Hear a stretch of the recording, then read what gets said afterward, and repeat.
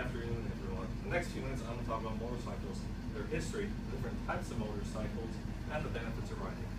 I have my own motorcycle, and it's a passion of mine. It's something I want to share with you guys today. Now, for the history of motorcycles, you first have to go back to the mid-19th century and the safety bicycle. What people did during this time was actually attach a combustion engine or even a steam engine onto a bicycle, and this is where the first motorcycle came from. This isn't the first commercially available motorcycle that you could actually purchase. So this we'd actually have to go back to the 1900s. Hildebrand and Wolfmueller actually made a motorcycle during this time, and this could reach a top speed of 28 miles per hour. They produced this commercially so you could buy it right from the store. But this is again not what we look at when we see a motorcycle. You have to wait actually another 20 years till the First World War. The Triumph Model H was what we see as the first modern motorcycle. We said it looks similar to what motorcycles are today, at least what the beginning was. They used this in the trench warfare to deliver messages between the different trenches. It actually took place of the horses during this time. And during World War II, here we have another great building of motorcycles. Over 100,000 were made during this time. So after the war, we have a lot of extra motorcycles to use. So this is where the motorcycle culture actually comes from, was during this 50s. And everyone started riding during this time. And by the 1960s, though, we see that motorcycles become more of a toy for people. And we see the introduction of Honda and different Japanese companies into the mix. And this is really where the modern motorcycle starts from.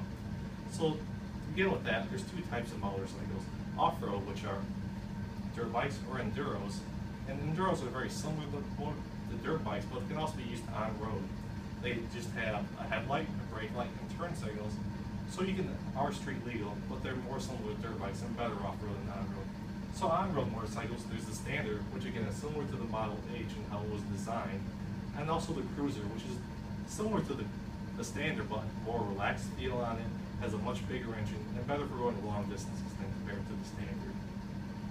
The best motorcycle for going long distances, though, is the touring bike.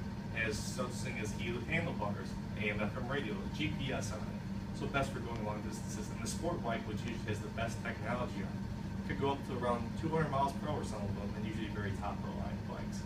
And the last type is dual sports. Dual sports are similar to enduros that they have on-road and off-road capabilities, but they're much more suited for going long distances and able to go on-road much better than what an enduro would be, and such as adventure bikes and going cross country with it.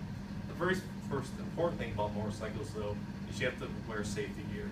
Unlike a car that has airbags and a cage around you, you don't have any of those when you're on the motorcycle, so it's very important to ride with gear on. The benefits of motorcycle, though, has to start with the high miles per gallon. They get around 50 or even higher, 60 to 70. But I think the most important thing about motorcycles, though, is that it's fun. It's something that you can get into relatively cheaply. You can do anytime you want, and it's something truly special. Thank you for your time.